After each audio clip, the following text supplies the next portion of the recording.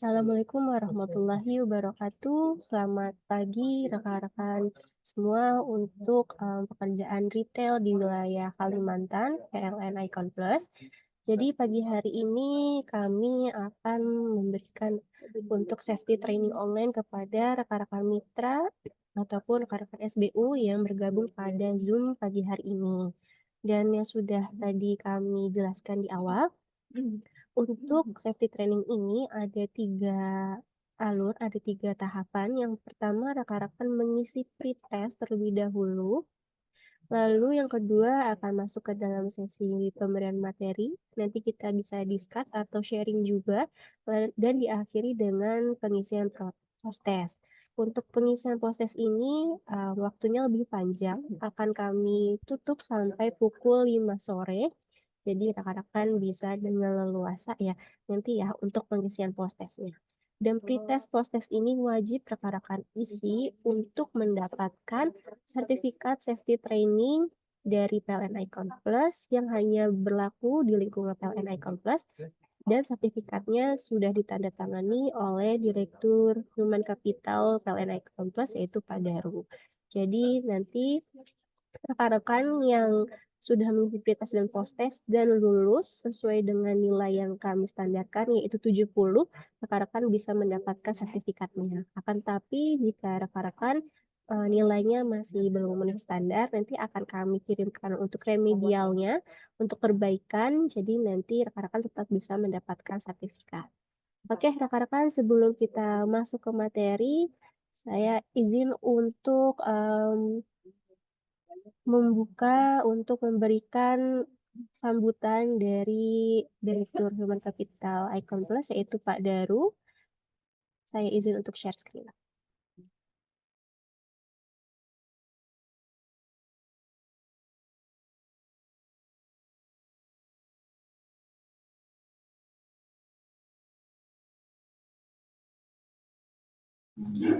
Hadir, hadir, hadir. Bismillahirrahmanirrahim. Assalamualaikum warahmatullahi wabarakatuh. Salam, Om Swastiastu, Namo Buddhaya, salam kebajikan. Selamat sejahtera bagi kita semua. Pertama-tama, marilah kita panjatkan puji dan syukur kehadirat Tuhan Yang Maha Esa, Allah Subhanahu wa Ta'ala, atas limpahan rahmat dan karunia-Nya, sehingga kita dapat berkumpul secara virtual dalam acara pengajaran kelas online K3 PLN Icon Plus ini. Sebagai Direktur Manajemen Human Capital dan Administrasi PLN Icon Plus, saya merasa sangat terhormat dan bangga dapat menyampaikan kata sambutan pada acara yang sangat penting ini.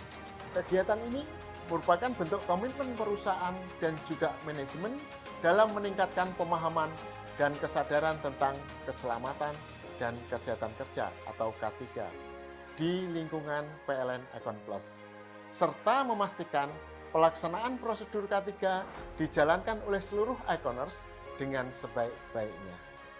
Pelatihan online ini akan membahas materi penting meliputi pertama, perundang-undangan yang berkaitan dengan keselamatan kerja. Yang kedua, bekerja di area berbahaya kelistrikan PLN. Yang ketiga, unsafe condition. Yang keempat, unsafe action. Yang kelima, NIRMIS.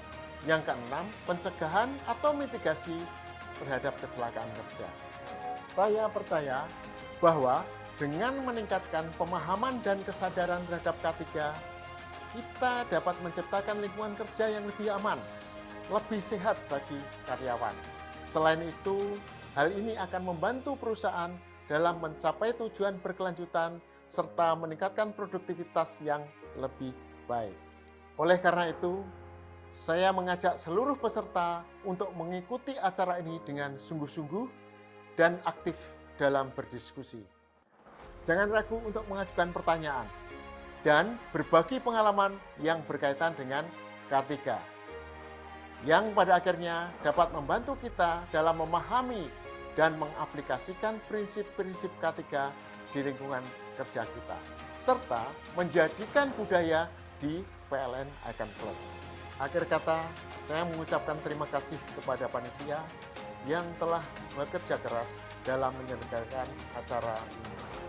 Semoga kegiatan ini dapat berjalan lancar dan memberikan manfaat yang signifikan bagi kita semua. Sekali lagi, selamat mengikuti kegiatan pengajaran kelas online K3. Semoga kita semua dapat meningkatkan pemahaman dan kesadaran terhadap keselamatan dan kesehatan kerja. Karena tidak ada yang lebih penting dari jiwa manusia. Safety yes, healthy yes, accident no. Terima kasih. Assalamualaikum warahmatullahi wabarakatuh. Oke, baik rekan-rekan, kita sudah melihat sambutan dan pembukaan dari Direktur HCM Icon Plus yaitu Pak Daru untuk pembukaan sesi training online pada pagi hari ini. Karena itu rekan-rekan, saya izin untuk share materinya yang akan kita bahas, akan kita sama-sama ikuti untuk safety training pada pagi hari ini. Saya izin share untuk materinya. Oke. Baik, sudah terlihat di layar rekan-rekan untuk materinya? Sudah, Mbak. Oke, sudah.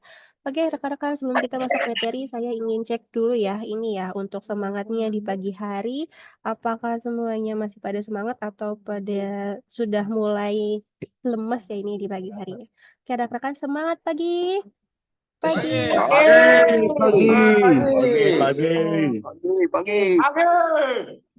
Oke, masih semangat sekali ya sepertinya ya. Oke, rekan-rekan. Ya, terima kasih telah mengikuti safety training. Saya izin meminta waktunya ya untuk rekan-rekan bisa sama-sama bisa melihat, sama-sama bisa memahami untuk materi yang akan disampaikan pada pagi hari ini. Oke, saya mulai untuk materinya.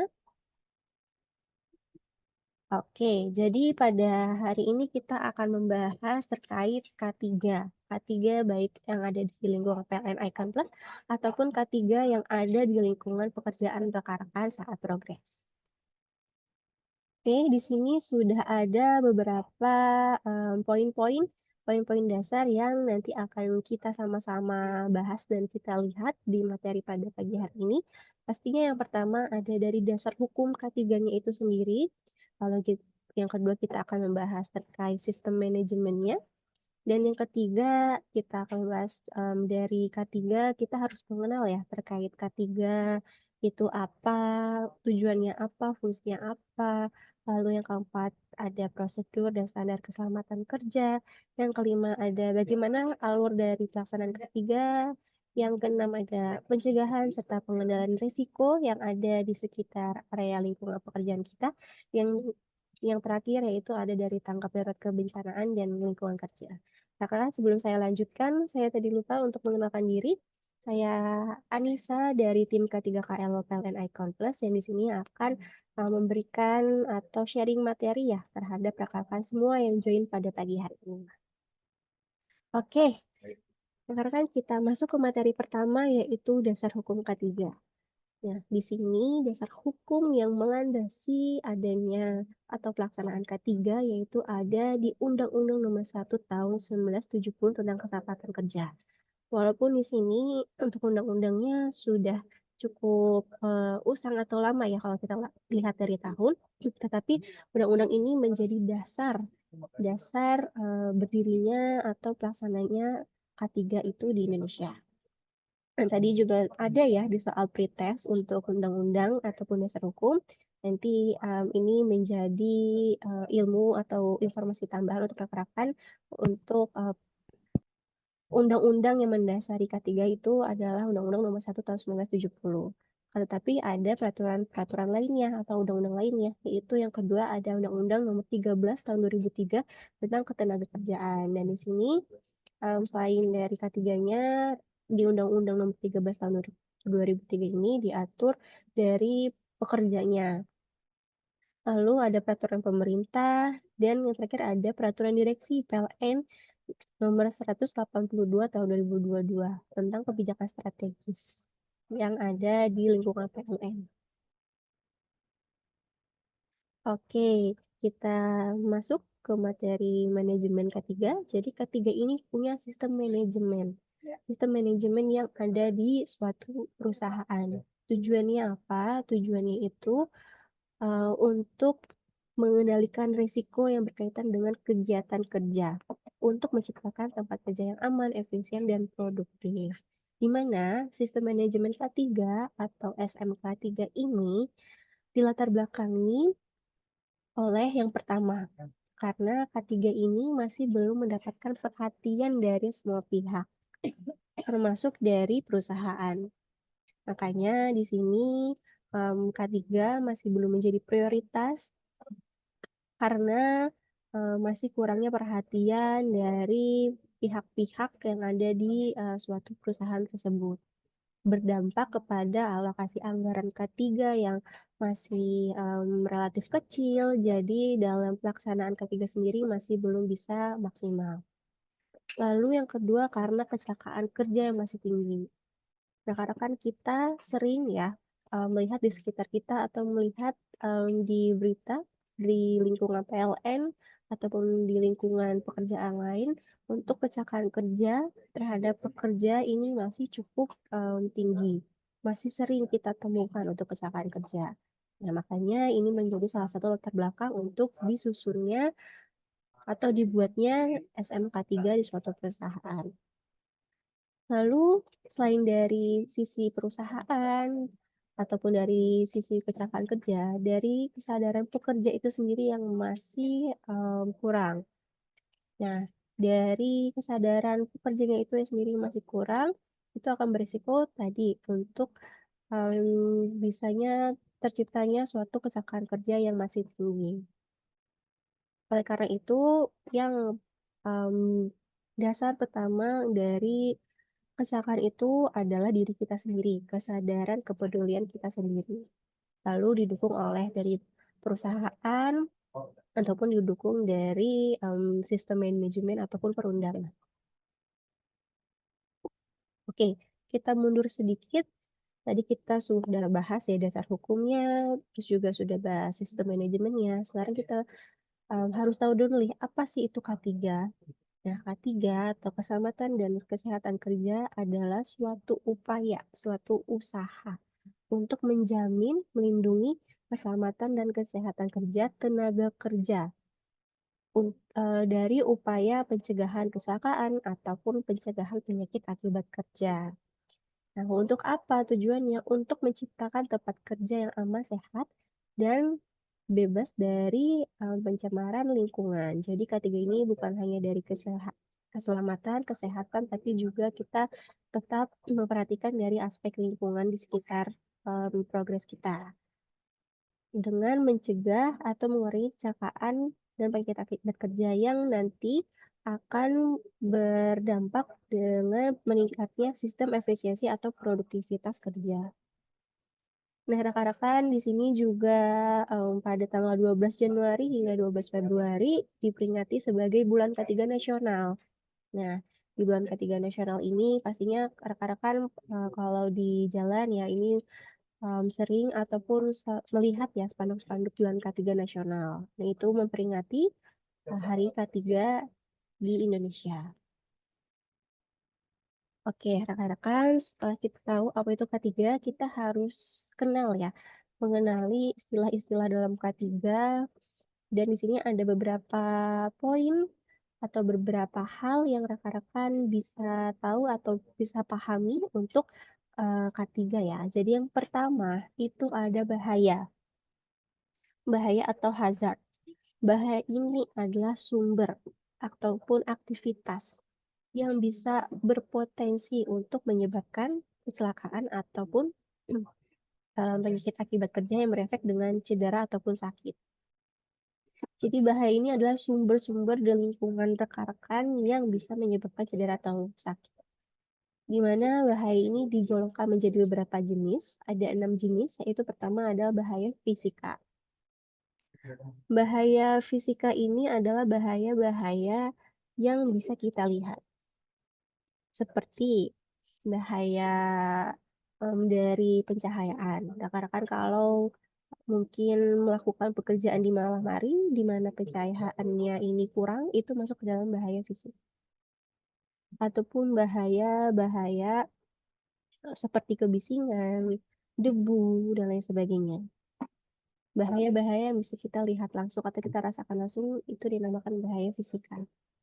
Lalu yang kedua ada bahaya biologi. Bahaya biologi ini lebih kepada bakteri, virus. Waktu kita menghadapi masa pandemi COVID, kita itu menghadapi bahaya biologi.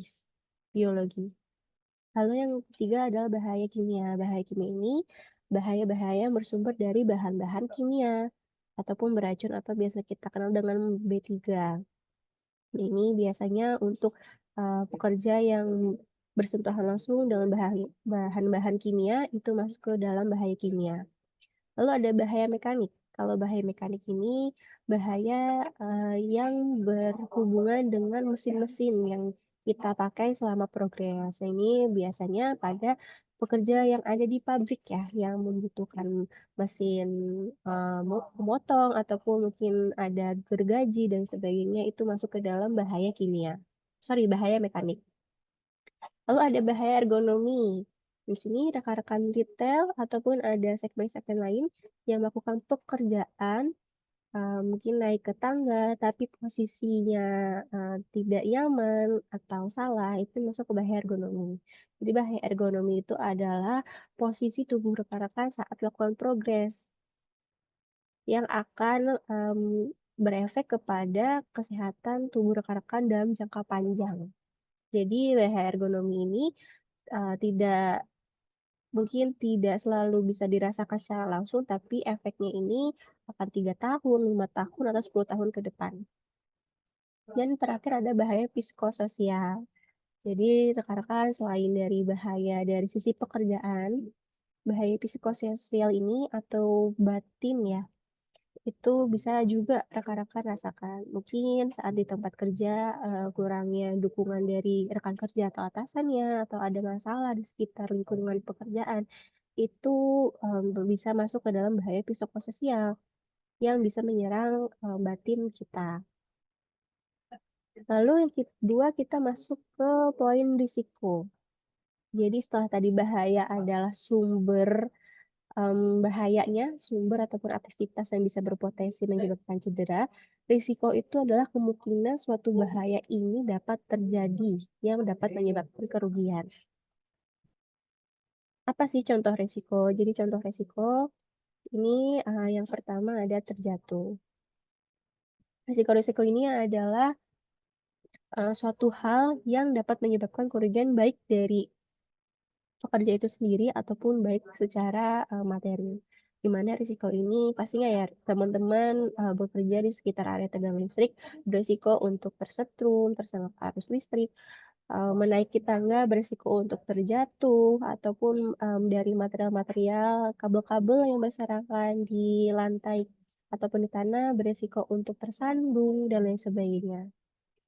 Kita melakukan progres di lapangan tidak dapat terhindari dari risiko-risiko yang ada di sekitar area kita. Oke, selanjutnya kita bahas ke unsafe condition. Unsafe condition itu adalah kondisi yang tidak aman.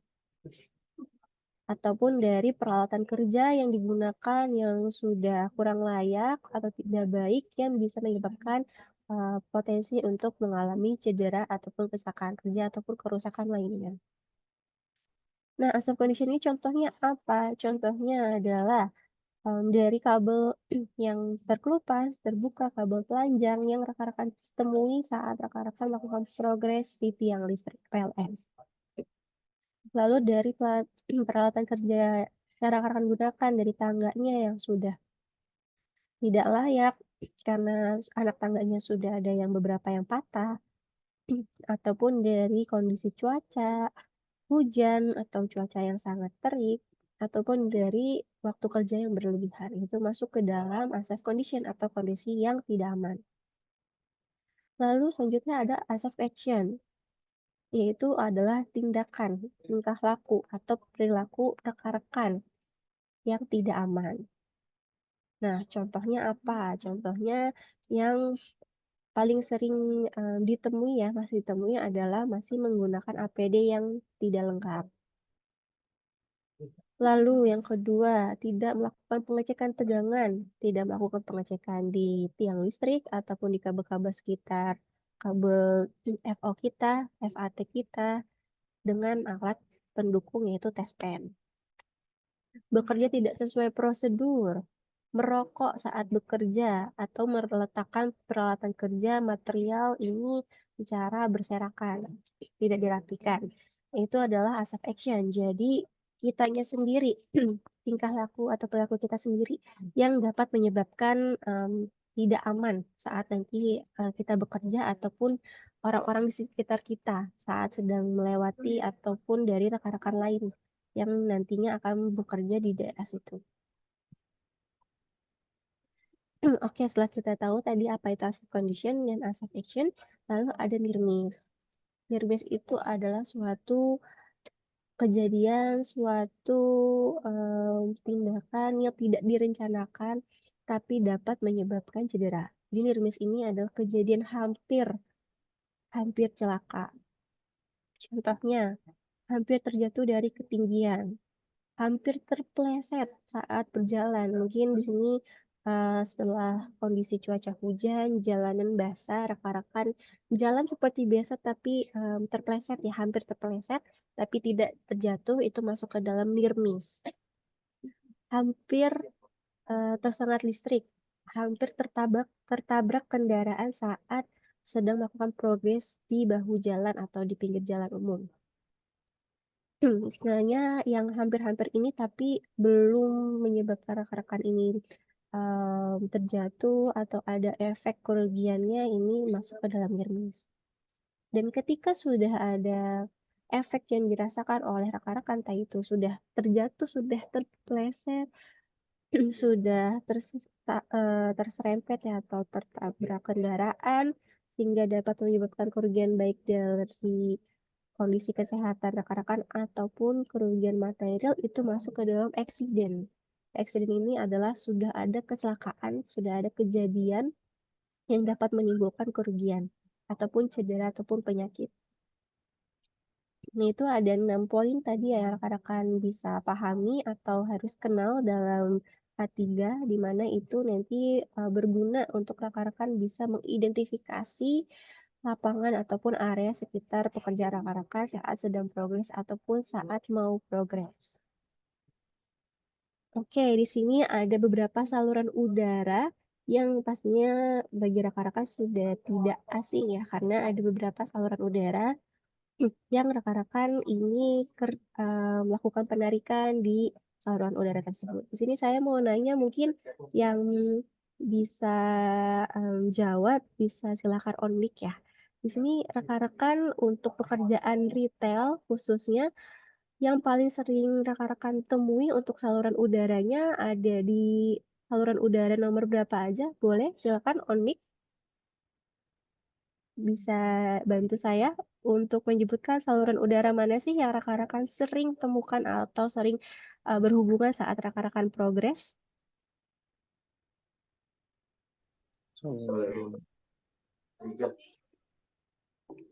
Ya, Mas Abdur atau Mas Syarif?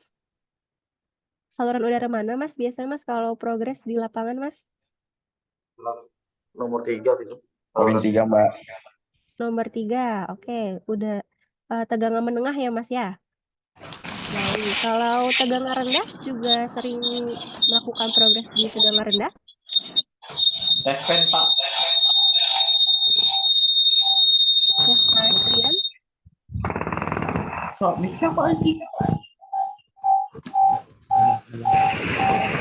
Ya, tadi terima kasih Mas Syarif ya sudah menjawab. Untuk rekan-rekan di sini untuk pekerjaan retail sering ataupun selalu ya melakukan progres di sekitar area saluran udara tegangan menengah dan tegangan rendah. Nah, di sini mungkin rekan-rekan masih ada yang belum tahu juga berapa sih sebenarnya tegangan ataupun arus yang ada di saluran tegangan menengah ataupun TM ataupun saluran tegangan rendah ataupun TR. Nah, bisa kita lihat sama-sama di sini rekan-rekan. Untuk saluran udara TM ini besaran tegangannya sekitar kurang lebihnya 20 kilovolt atau 20.000 volt. Nah, itu baru tegangan TM ya. Belum lagi kalau nanti ditambah trafo. Trafo sendiri itu sudah 20 kilovolt. Jadi kurang lebihnya 40 kilovolt. Di mana itu sudah termasuk bahaya ataupun resiko cukup tinggi. Lalu kalau untuk TR berapa? Untuk TR ini rata-rata sekitar 1000 volt.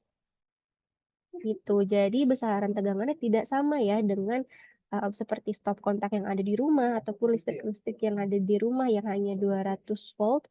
Jadi rekan-rekan di sini karena sudah tahu ya, kita sama-sama sudah tahu untuk besaran tegangannya. Jadi nanti rekan-rekan harus bisa bedakan nih saat progres penarikan. Oh, ini ada di tegangan rendah ya, 1000 volt. Oh, ini ada di tegangan menengah ya, 20.000 volt.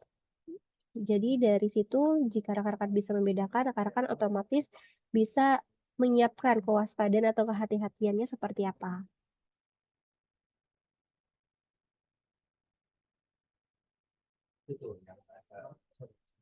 Oke.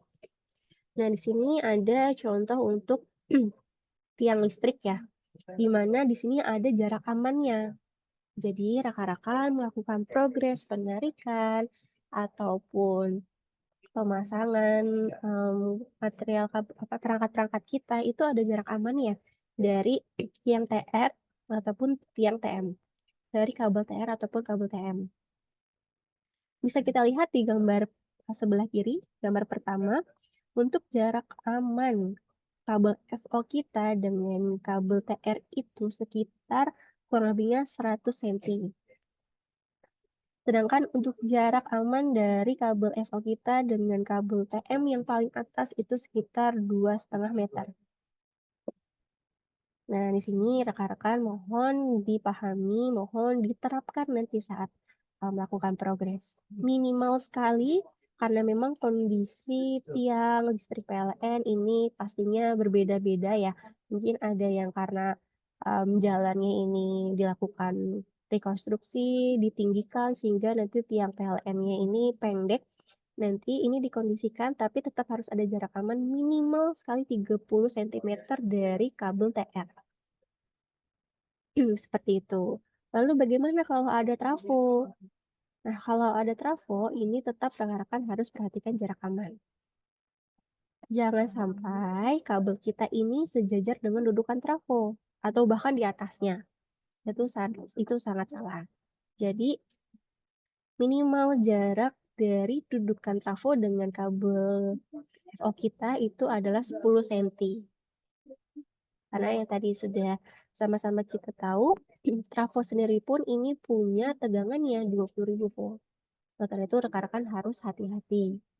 Kalau ternyata Mbak nggak bisa 10 cm dari dudukan trafo, terlalu pendek nanti kabel FO kita. Takutnya bisa terkena mobil yang melintas ataupun terlalu pendek bisa terkena orang yang melintas. Mohon dikoordinasikan lagi, diinformasikan kepada PTL Iconnya. Agar nanti bisa sama-sama dibuat suatu solusi, entah itu mungkin menggunakan jalur lain atau sebagainya. Oke, lalu selanjutnya yaitu ada prosedur bekerja aman saat bekerja dalam keadaan bertegangan dan bekerja di dekat instalasi bertegangan. Nah, ini lebih berpada pekerja PLN, tapi kita juga harus tahu ya. Jadi, yang pertama kita harus mendapatkan izin kerja dulu. Dan di sini untuk rekan-rekan retail biasanya untuk administrasinya ataupun dokumen kerjanya ini dari nomor PA ya rekan-rekannya. Nah, kalau memang hanya dapat nomor PA saja, ini mohon nomor PA-nya dulu dipastikan sudah keluar. Lalu bekerja dalam pengawasan minimal 2 orang. Dan di sini rekan-rekan retail satu tim memang 2 orang ya untuk yang di progres di lapangan. Dan kami mohon memang 2 orang, jangan sampai sendirian melakukan progres ke lapangan. Karena apa? Karena nanti nggak ada yang memperhatikan atau mengawasi.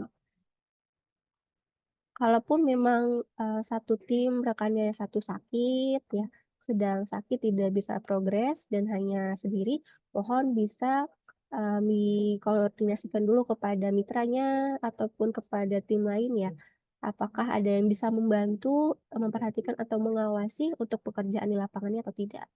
Karena kami sangat tidak menyarankan untuk pekerjaan hanya sendiri. Lalu pastikan juga kondisi rekan-rekan ini dalam kondisi yang sehat, jasmani dan rohani. Menggunakan APD yang sesuai dengan standar, memperhatikan rambu-rambu peringatan yang ada di jalan ataupun rekan-rekan nanti melakukan progres di lingkungan PLN itu perhatikan rambu-rambu peringatannya. Bekerja dalam kondisi cuaca baik, jadi dalam kondisi hujan rekan-rekan mohon hold dulu, tahan dulu pekerjaannya hingga nanti sudah berhenti, ataupun kalau memang tinggal instalasi di dalam user di dalam rumah, sehingga tidak ada yang mengharuskan berhubungan dengan tiang listrik, itu tidak apa-apa, diperkenankan asal tetap diinformasikan ya kepada PTL Icon, ataupun dalam kondisi cuaca yang sangat terik. Ini mohon diatur nanti untuk waktu istirahatnya. Kalau sudah terlalu terik, takutnya nanti rekan-rekan yang naik ke tiang ini bisa dehidrasi ataupun mungkin pusing ya karena cuaca yang sangat terik. Nanti mohon itu bisa diatur istirahatnya. Ya, kalau sudah mulai merasa kelelahan, istirahat dulu, nanti turun 10 menit, lalu silahkan dilanjutkan lagi. Dan terakhir adalah bekerja pada jarak aman. Yang tadi sudah sama-sama kita bahas ya, rekan-rekan ya, untuk jarak aman dengan kabel TR ataupun kabel TM ataupun dengan trafo. Oke, rekan-rekan kita lihat dulu ada video standar bagaimana bekerja aman. Teruntuk ini juga khusus retail ya. Jadi rekan-rekan bisa lihat bagaimana sih standar pekerjaan retail saat sedang progres di lapangan, baik dari awal sampai akhir pengecekan. Oke, saya izin untuk putar videonya, bisa kita sama-sama lihat.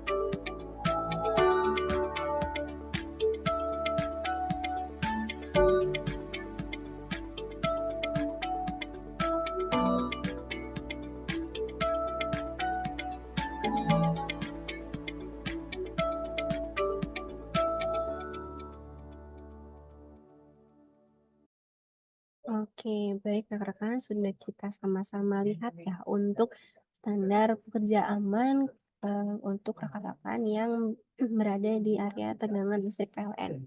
Ataupun di sini rekan-rekan retail ya, yang kurang lebih untuk pekerjaannya ini seperti yang di video. Dan tadi ada beberapa hal yang bisa diterapkan atau diperhatikan saat rekan-rekan sedang progres. Oke, kita masuk ke materi selanjutnya. Oke, di sini ada alur pelaksanaan K3. Nah, di pelaksanaan K3 ini ada beberapa tahapan. Yang pertama ada perencanaan, ada pelaksanaan, dan pengawasan. Ya, kita bahas satu-satu dari tahapannya. Dan tahapan-tahapan ini punya suatu tujuan yang sesuai juga dengan tujuan dari Undang-Undang Nomor 1 Tahun 1970, yaitu untuk melindungi, menjamin keselamatan dari setiap tenaga kerja ataupun orang lain yang ada di sekitar area kerja. Lalu menjamin dari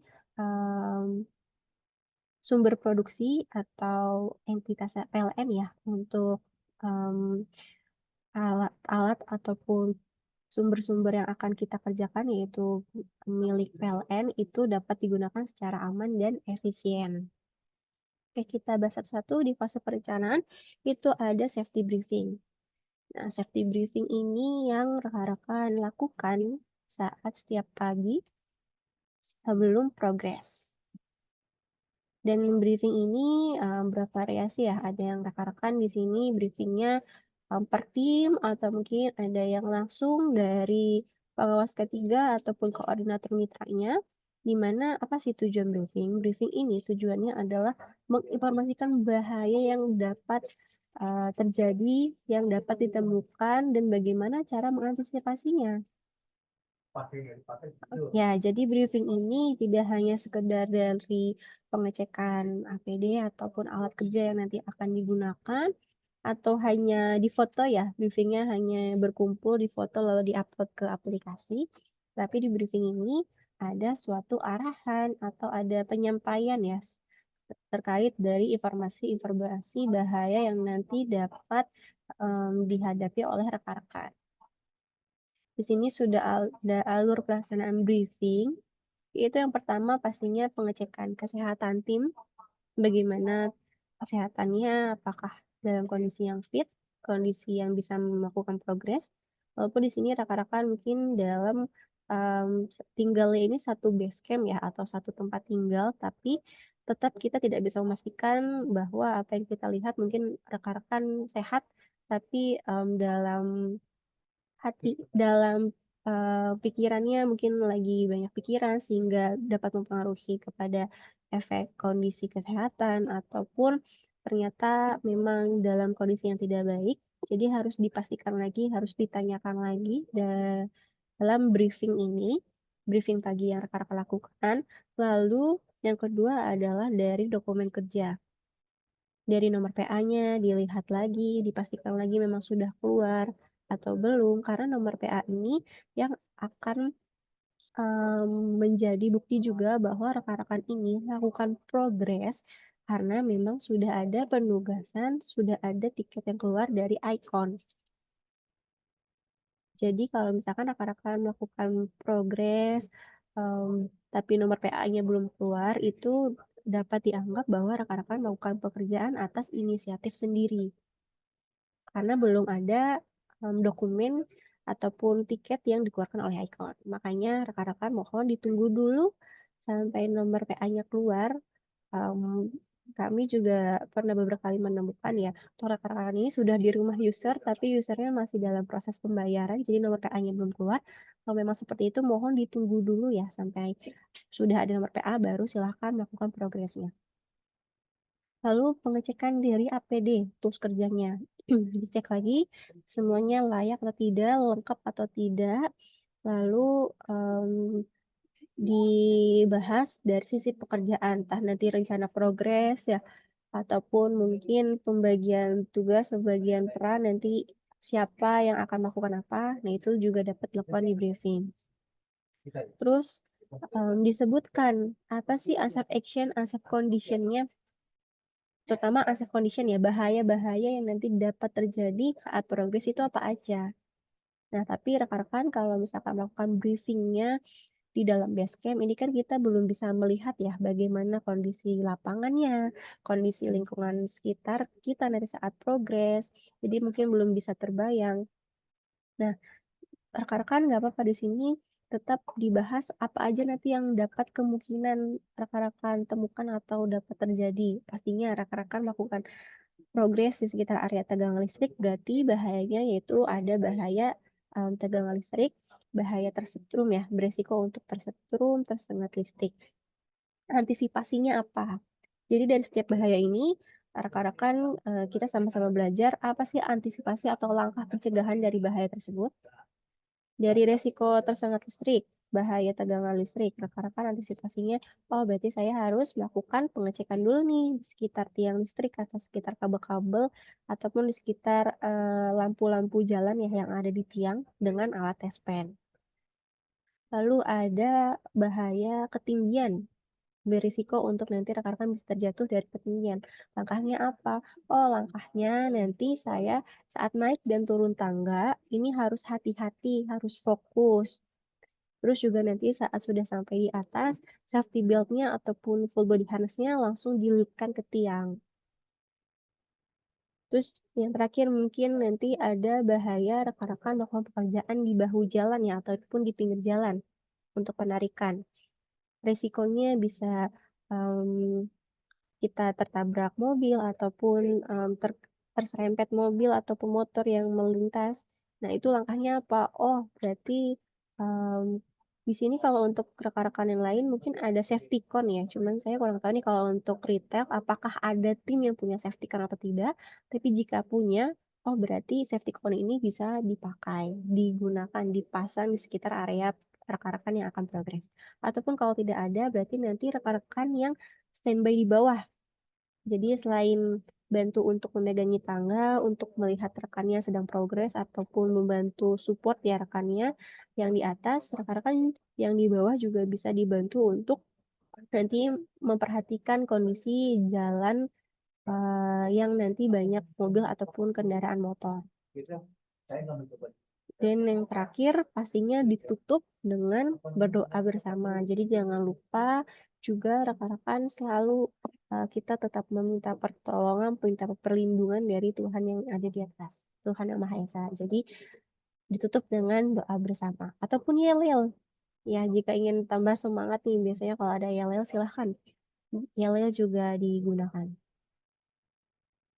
Untuk biar lebih jelasnya ya atau bisa terbayang, mungkin rekan-rekan bisa lihat lagi di layar ada video terkait alur pelaksanaan safety briefing sesuai dengan standar yang kami gunakan di PLN Icon Plus. Jadi di sini rekan-rekan bisa sama-sama lihat sebentar untuk videonya.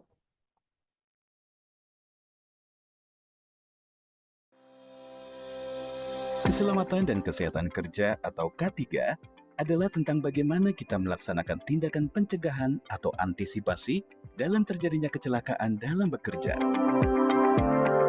PLN Icon Plus merupakan perusahaan yang selalu mengedepankan keselamatan dan kesehatan dalam bekerja. Tidak ada yang lebih penting dari jiwa manusia, bukan hanya slogan. Konsistensi dalam pelaksanaan K3 dalam setiap pekerjaan merupakan sebuah keharusan.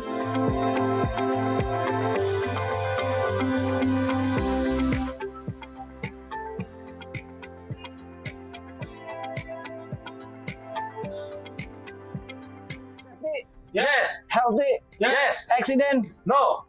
APD siap. Siap. Semangat pagi. Pagi. Helm terpakai. Rompi terpakai. Full body harness terpakai.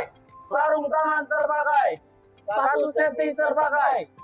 Pen siap. Siap bekerja. Pengecekan alat pelindung diri dengan standar minimum yang telah ditentukan merupakan langkah pencegahan yang paling mendasar.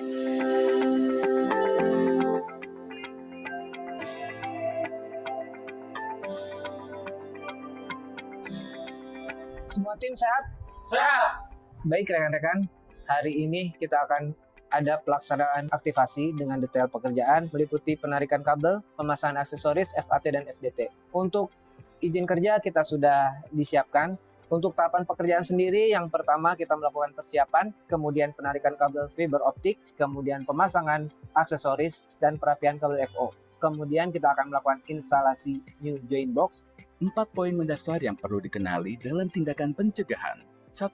Job Safety Analysis berisi identifikasi potensi bahaya di setiap aktivitas pekerjaan sehingga pekerja diharapkan mampu mengenali bahaya di sekitar tempat kerja. 2. Unsafe Condition merupakan kondisi tidak aman di mana suatu keadaan seperti lingkungan kerja yang tidak aman atau kondisi peralatan kerja yang tidak layak. 3. Unsafe Action merupakan perilaku tindakan tidak aman yang dilakukan oleh pekerja itu sendiri sehingga membahayakan dirinya maupun orang lain. 4. Near miss atau hampir celaka, yaitu kecelakaan yang nyaris atau hampir tidak bisa dihindari.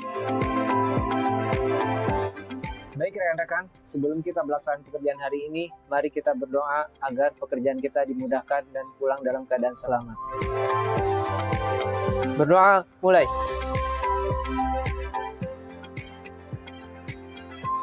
Safety, Yes. healthy, Yes. accident. No.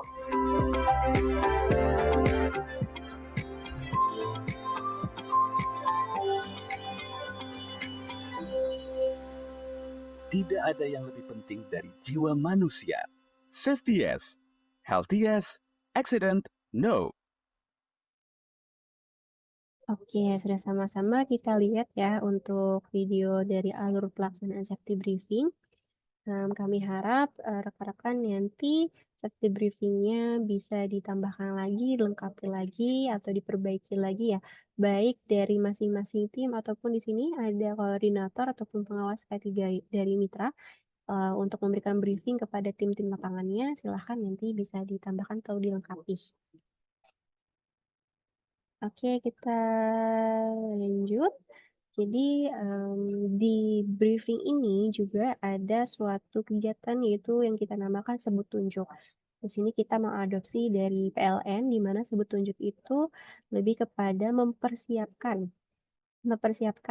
APD yang akan digunakan saat nanti progres. Nah, di sini ada videonya, kita lihat dulu sebentar ya, rekan.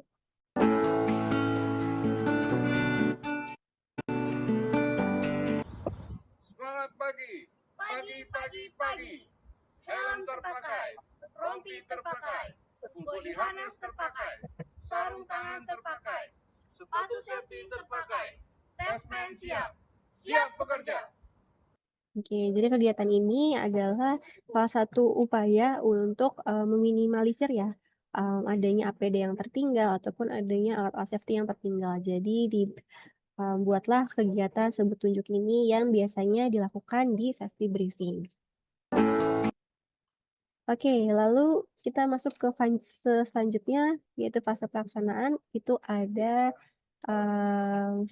safety patrol.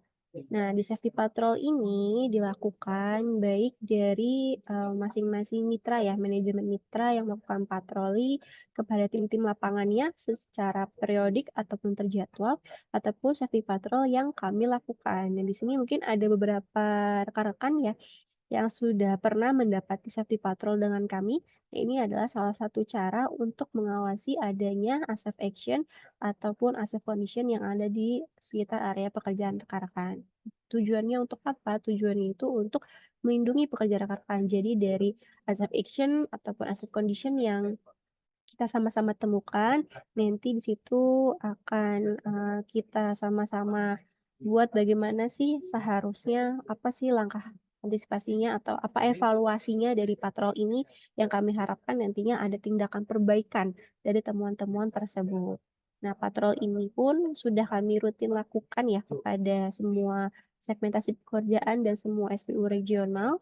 Dan kalaupun rekan-rekan sudah melakukan patrol dengan kami, itu adalah salah satu cara untuk meminimalisir ya adanya temuan-temuan. Jadi dari temuan-temuan yang kita temukan dari rekan-rekan, kita evaluasi dan itu sebagai tindakan perbaikan nantinya ya, sebagai review untuk kepada manajemen mitra juga ataupun kepada tim lapangan agar dapat diperbaiki dari temuan yang ada di patrol.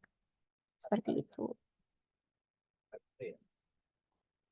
Oke, lalu di dokumen kerja ini ada yang namanya JSA dan working permit. Di sini rekan-rekan mungkin harus tahu, jadi working permit itu surat izin dan sekarang ya sudah terintegrasi di satu aplikasi PLN yaitu namanya Inspekta, di mana jika ingin mengajukan working permit ini di Inspekta, dan di Inspekta tersebut sudah ada satu kesatuan dari working permit dan job safety analysis. Di working permit ini adalah izin kerja yang nanti akan di-approve ya, akan disetujui oleh siapa saja pihak-pihak yang bertanggung jawab atau pihak-pihak yang mengetahui dari pekerjaan tersebut, dan ada JSA, Job Safety Analysis. Jadi JSA ini berisi dari nanti tahapan-tahapan pekerjaan rekan-rekan, dan dari setiap tahapan itu apa sih bahayanya, risikonya, dan langkah antisipasinya. Jadi sudah lengkap ya di JSA itu, dan jikalau nanti rekan-rekan melakukan progres yang ada working permit dan JSA-nya, jadi JSA itu pun rekan-rekan bisa sama-sama baca atau mungkin dari leadernya nanti bisa dibacakan kepada rekan timnya saat sedang briefing. Jadi ini juga bisa menjadi tahapan awalan ya di JSA ini karena sudah mencakup semuanya dari tahapan pekerjaannya apa, bahayanya, risikonya, dan langkah antisipasinya. Rekan-rekan kita masuk ke dalam pengendalian kontrol. Jadi semua risiko ini sebenarnya bisa kita kendalikan. Dan ada beberapa tahapannya yang kita sebut hierarki kontrol. Di sini ada 5 tahapan. Yang pertama adalah eliminasi. Eliminasi adalah menghilangkan sumber bahaya. Rekan-rekan melakukan progres penarikan, melakukan mungkin pemasangan JB ataupun instalasi dan sebagainya. Salah satu sumber bahayanya adalah tiang listrik PLN. Nah, tiang listrik PLN ini kita hilangkan. Otomatis kita tidak dapat bekerja ya nanti ya. Gimana kita mau masang kabel kita, kabel FO-nya gitu, ataupun mau masang FAT JB kita kalau nggak ada tiang listrik PLN. Makanya untuk eliminasi ini adalah tahapan yang paling efektif tapi paling sulit untuk diterapkan. Lalu yang kedua ada substitusi. Substitusi itu adalah mengganti bahan yang kurang aman menjadi bahan yang lebih aman. Contohnya, PLN ini sudah menerapkan substitusi dari tiang-tiang listrik besi. Sekarang PLN sudah menerapkan tiang-tiang listrik berbahan beton.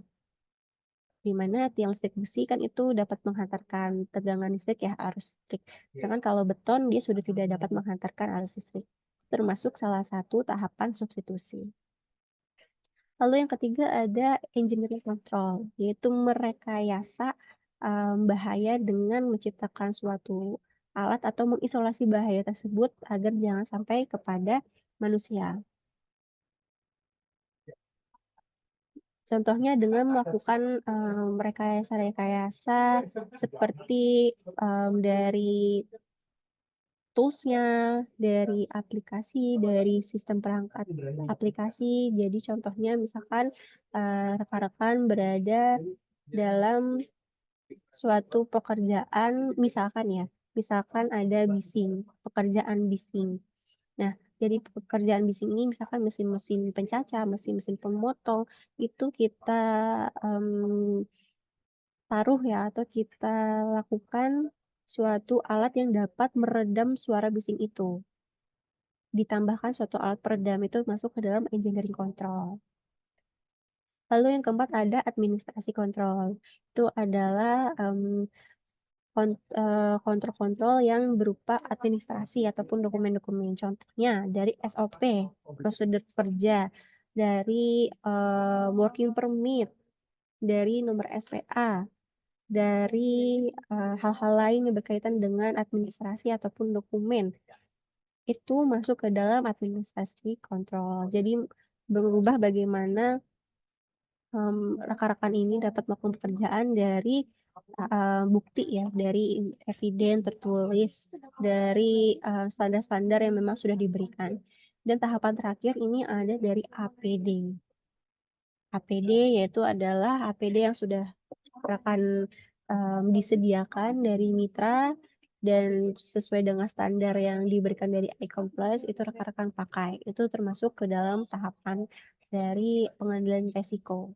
Dan rekan-rekan bisa lihat dari eliminasi, substitusi, rekayasa teknis, dari administrasi, dan dari APD, ini berbentuk segitiga terbalik. Nah, maksudnya apa sih segitiga terbalik ini? Jadi, semakin ke bawah, semakin kurang efektif. Dan rekan-rekan bisa lihat yang paling bawah adalah APD. Berarti APD ini termasuk ke dalam tahapan yang sebenarnya dia paling kurang efektif dibandingkan tahapan-tahapan lainnya. Tapi APD ini paling mudah rekan-rekan terapkan di lapangan. Ya, karena sudah diberikan oleh mitra, tinggal dipakai. Jadi ini masuk ke dalam tahapan yang paling mudah diterapkan, tapi paling kurang efektif. Nah, kita harus mulai dulu nih dari bawah, yaitu APD. Baru nanti kita bisa menerapkan tahapan-tahapan lainnya yang di atasnya. Jadi minimal standarnya itu adalah dari APD. Oke, APD bisa kita lihat ya untuk standar APD. Di video ini ada video lagi terkait standar APD saat bekerja. Kita sama-sama lihat terlebih dahulu.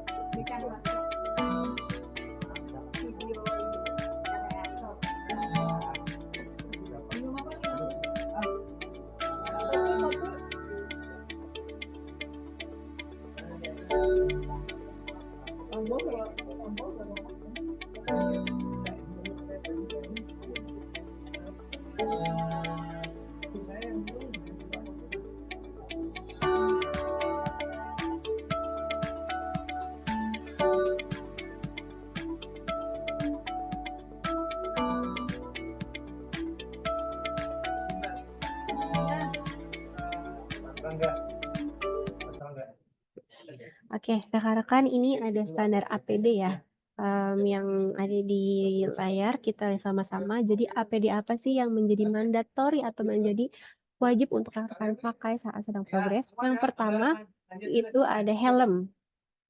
Helm dengan ada pengait dagu, dan ada logo ya, logo icon ataupun logo dari mitra.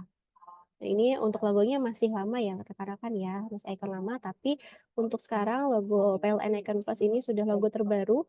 Jadi di sini rekan-rekan yang APD-nya atau rompi atau seragam kerjanya masih PLN, masih Icon Plus yang lama, mungkin nanti bisa dikoordinasikan kepada mitranya agar dapat dilakukan penggantian dari logonya ya menjadi PLN Icon Plus yang baru. Lalu yang kedua itu pastinya ada seragam kerja ataupun rompi kerja. Ataupun kalau rekan-rekan dari seragam atau rompinya belum ada, ini bisa pakai rompi pekerja lapangan yang warnanya ada orange, ada hijau, itu mohon dipakai. Jadi itu juga sebagai identitas bahwa rekan-rekan merupakan pekerja yang sedang melakukan pekerja di lapangan. Lalu yang ketiga ada safety glove atau sarung tangan. Nah, sarung tangan ini fungsinya apa?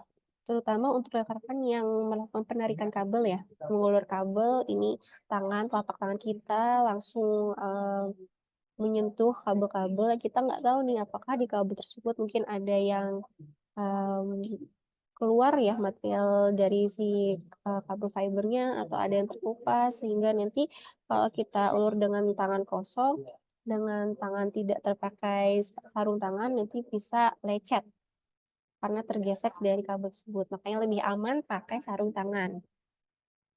Lalu ada safety belt atau body harness. Itu juga wajib untuk setiap rekan-rekan yang melakukan ketinggian. Dan yang terakhir ada sepatu. Nah, di sini beberapa APD tadi yang sudah saya sebutkan itu merupakan APD yang nanti rekan-rekan harus pakai di lapangan. Dan di sini karena sudah mulai musim hujan, rekan-rekan, mohon APD-nya selain dipakai, dirawat dan dipelihara dan dibersihkan juga. Ya, jangan sampai nanti pas kita mungkin ke bagian patrol ya, atau mungkin dari PLN sendiri nanti yang bisa melakukan patrol kepada rekan-rekan di lapangan menemukan adanya ketidaklengkapan APD karena alasan APD-nya basah kehujanan. Nah, itu mohon jangan seperti itu. Jadi setelah digunakan saat nanti sudah pulang ya sampai base camp itu mohon bisa langsung dibersihkan, dikeringkan. Kalau sepatu ya bisa dibuka agar nanti udara bisa masuk ke dalam sepatu dan cepat kering. Ataupun APD-APD lainnya yang memang basah ini langsung dikeringkan. Jadi nanti rekan-rekan setiap ingin progres APD-nya sudah siap, sudah bisa digunakan lagi. Seperti itu. Oke, ini ada video tambahan rekan-rekan karena kan rekan-rekan memang melakukan pekerjaan ya, tidak jauh-jauh dari area kabel-kabel listrik PLN. Di sini ada video bagaimana sih cara menghindari kalau misalkan ada kabel listrik yang tiba-tiba terputus dan jatuh ke lantai, ke tanah. Bisa kita lihat videonya. Saat dua orang berjalan, tiba-tiba ada kabel jaringan listrik putus. Satu orang tersengat listrik dan yang satu orang menghindar dengan cara meloncat-loncat dengan satu kaki menjauhi kabel listrik. Mengapa satu orang tersengat listrik dan yang satu orang lagi tidak? Berikut penjelasannya. Saat kabel jaringan listrik terputus lalu menyentuh tanah, tegangan listrik akan mengalir ke tanah. Radius permukaan tanah yang terdampak tegangan listrik sekitar 8-10 meter. Apabila Anda berdiri dengan dua kaki pada bagian yang terdampak, arus listrik akan mengalir dari titik A ke titik B. Itulah yang menyebabkan orang yang menggunakan helm kuning tersengat tegangan listrik. Tetapi, hal tersebut tidak terjadi pada orang yang menggunakan helm merah. Mengapa demikian? Karena dia berdiri dengan satu kaki dan menyebabkan tidak terjadi aliran arus listrik di tubuhnya. Sehingga dia dapat menghindar dengan aman. Tetaplah waspada dan selalu utamakan keselamatan. Oke, rekan-rekan di sini mungkin lebih mayoritas kepada rekan-rekan yang bekerja di lapangan ya. Tapi ini sebagai informasi tambahan untuk kebencanaan ataupun kedaruratan yang mungkin terjadi jika rekan-rekan melakukan pekerjaan di dalam suatu bangunan atau di sekitar area bangunan. Jadi di sini ada dari tanggap darurat gempa bumi dan kebakaran. Di sini jika rekan-rekan ada suatu kebencanaan gempa bumi, pastinya rekan-rekan yang pertama itu harus melindungi tubuh terlebih dahulu ya sebelum evakuasi. Jadi rekan-rekan harus ke pintu darurat untuk mengevakuasi, tapi sebelum itu rekan-rekan bisa melindungi rekan-rekan kalaupun memang gempanya ini masih belum terlalu besar ya, itu rekan-rekan bisa mengevakuasi diri rekan-rekan dengan di bawah meja atau di bawah kursi ataupun di bawah suatu suatu alat-alat atau bahan yang keras, jadi bisa melindungi tubuh rekan-rekan. Lalu setelah itu bisa ke pintu darurat dan mencari titik kumpul yang bebas dari area pohon, kabel listrik, ataupun bangunan. Lalu bagaimana kalau kebakaran? Nah, kalau kebakaran ini kurang lebihnya sama, rekan-rekan harus segera menuju ke pintu keluar exit ataupun pintu darurat. Di mana nanti saat sudah keluar langsung cari titik kumpul. Makanya dalam hal ini jika rekan-rekan melakukan pekerjaan di sekitar area bangunan ataupun gedung, itu mohon perhatikan 3 hal. Yang pertama ada jalur evakuasi. Oke, jalur evakuasi yang memang didesain untuk mengarahkan kemana kita harus keluar. Walaupun rekan-rekan tahu ya pintunya di sebelah sana, tapi belum tentu pintu itu adalah pintu yang aman dan pintu yang bisa menghubungkan langsung dengan titik kumpul. Jadi rekan harus pahami, harus lihat di mana jalur evakuasinya mengarah kemana. Lalu ada titik kumpul, rekan-rekan harus lihat juga titik kumpulnya dan pintu darurat dan apar. Nah, apar ini rekan-rekan walaupun tidak mengharuskan ya rekan-rekan ini menggunakan apar, tapi setidaknya harus tahu untuk apar. Bagaimana apa saja bagian-bagian apar dan bagaimana cara menggunakannya. Rekan bisa lihat di layar di sini ada apar dan bagian-bagiannya. Yang pertama ini ada pinnya atau segel. Dan di sini adalah pin ini adalah yang menahan ya untuk situasinya ini tidak dapat ditekan sehingga tidak dapat keluar untuk si aparnya. Lalu ada penunjuk tekanan atau gas indikatornya. Itu adalah kita dapat melihat apakah di dalam tabung tersebut tekanannya masih bagus atau tidak di penunjuk tekanan tersebut. Lalu ada tuas. Tuas itu yang nanti akan kita tekan dan akan mengeluarkan isinya. Dan selang. Selang itu sebagai nanti kita untuk mengarahkan isinya ini kemana. Dan cara penggunaan aparnya itu ada sebelah kiri kita lihat. Yang pertama ada pull, yaitu tarik pinnya dulu, tarik segelnya dulu. Setelah sudah ditarik, sudah lepas, lalu kita mengarahkan dulu selangnya ke sekitar sumber api. Gitu. Jadi tidak hanya ke satu titik, tapi ke sekitar titik yang menjadi sumber api. Kita arahkan dulu selangnya, lalu baru kita tarik tuasnya. Kita tekan tuasnya. Dan nanti disapu dari setiap sisi yang di sekitar titik sumber api tersebut. Oke, rekan-rekan, selain kita melakukan progres ya, ketika sudah selesai, ini mohon bisa dirapikan kembali. Karena ini masuk ke dalam budaya kerja 5R. Di mana ada ringkas, rapi, resik, rawat, dan rajin. Rekan-rekan setelah selesai progres, selesai penarikan, ini mohon area yang tadi rekan-rekan lakukan progres dibersihkan kembali, dirapikan kembali seperti sebelum rekan-rekan melakukan progres. Jangan sampai nanti mungkin ada sisa-sisa material kita ya, seperti mungkin sisa kabel atau mungkin ada kawat ataupun ada sisa material yang tajam ini tergeletak begitu saja di jalan, lalu nanti ada anak-anak ataupun mungkin ada masyarakat yang lewat dan bisa tertusuk kakinya, telapak kakinya, itu kan bahaya ya rekan-rekan ya, sangat beresiko. Itu merugikan orang lain juga. Jadi dirapikan, dibersihkan dulu area pekerjaannya. Oke, rekan-rekan kita masuk ke penghujung materi. Di sini ada video sebagai renungan kita bersama. Kenapa sih kita harus peduli, harus aware, harus menerapkan K3 di lingkungan pekerjaan kita. Kita bisa lihat ya video terakhir. Rekan-rekan sebagai penutup, kita sama-sama saksikan dan lihat video ini.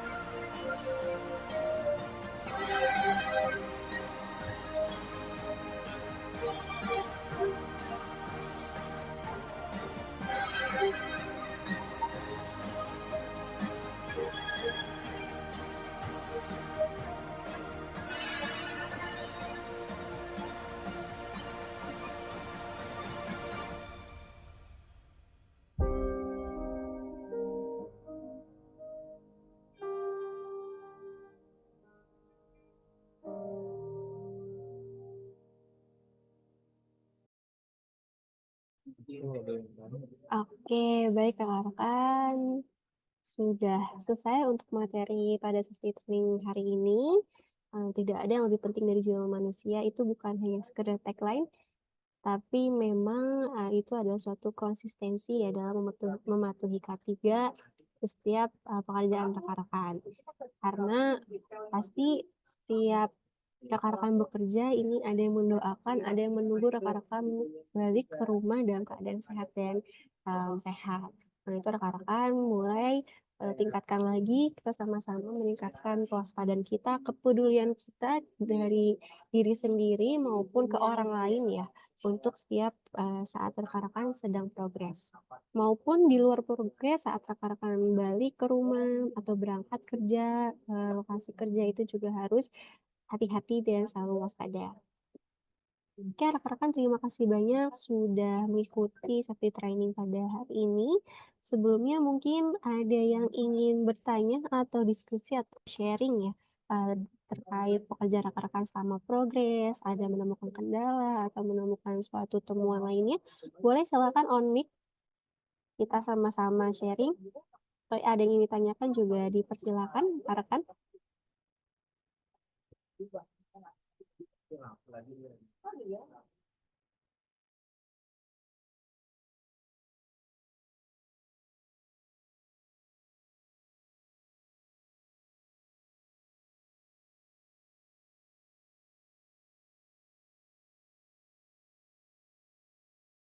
Ayo rekan-rekan, jika ada yang ingin ditanyakan ya mumpung bisa ditanyakan dengan kami, ataupun ada yang ingin diskusi atau sharing atau memberikan informasi kepada rekan-rekan yang sedang join di sini, boleh langsung on mic aja.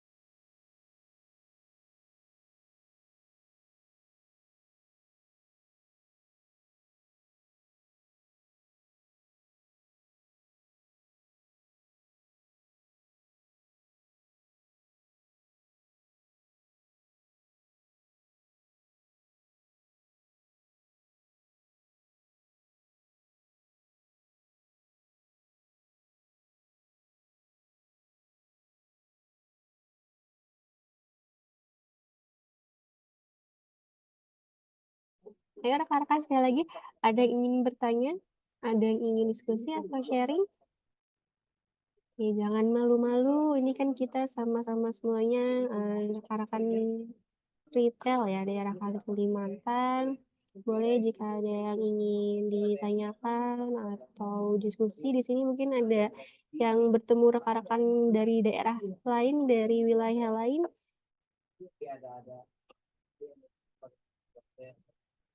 Oke, dari berbagai mitra yang sudah bergabung di sini, silakan jika ada yang ditanyakan.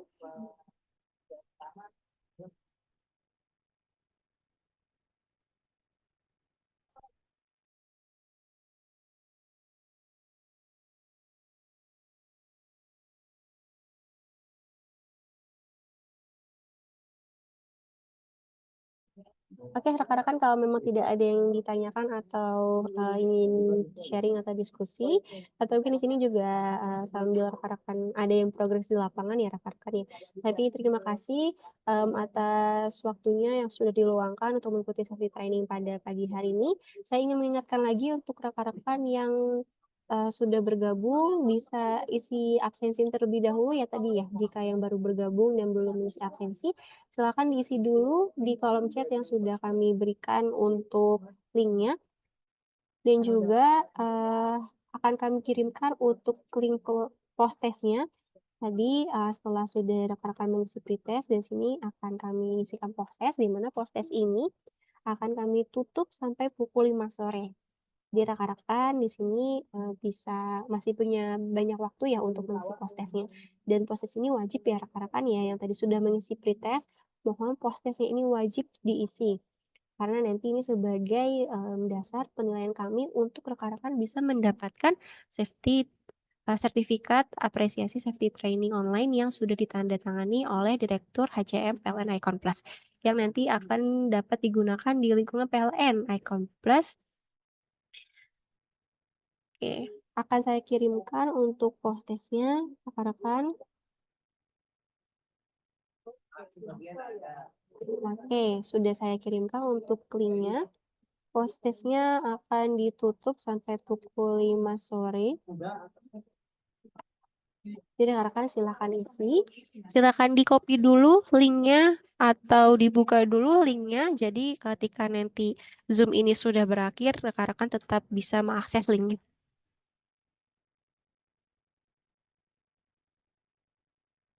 Oke, rekan-rekan, karena sudah berakhir untuk safety training pada siang hari ini, di sana juga sudah ingin memasuki waktu isoma bagi rekan-rekan.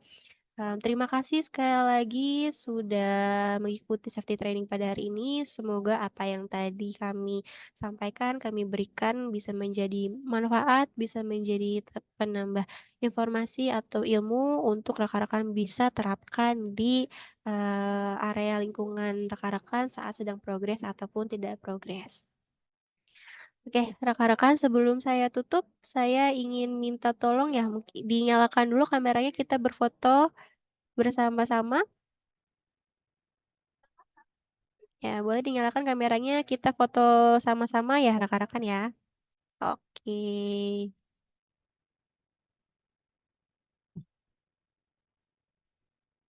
Oke, siap. Ya, diatur dulu rambutnya biar ganteng ya. Oke. Oke, saya izin untuk foto. Masih banyak ya yang pada on cam. Ada 3 slide ya, rekan-rekan akan 3 kali ya saya fotonya. 1, 2, 3. Oke, yang kedua. 1, 2, 3. Oke, yang terakhir. 1, 2, 3. Oke, terima kasih semuanya. Silakan dilanjutkan progresnya atau mau istirahat, silakan dilanjutkan. Terima kasih banyak untuk waktunya. Dan jangan lupa ya, rekan-rekan ya untuk diisi post testnya. Nanti untuk sertifikatnya akan kami kirimkan jika kami sudah selesai nanti melihat dari isi pretest dan post test rekan-rekan semuanya. Terima kasih sekali lagi. Saya tutup untuk agenda safety training pada hari ini. Semoga semua pekerjaan kita hari ini dilancarkan, diberikan kemudahan, dan kita diberikan perlindungan dari Tuhan Yang Maha Esa. Amin. Selamat siang. Kurang lebih mohon maaf. Wassalamualaikum warahmatullahi wabarakatuh. Selamat siang semua. Jangan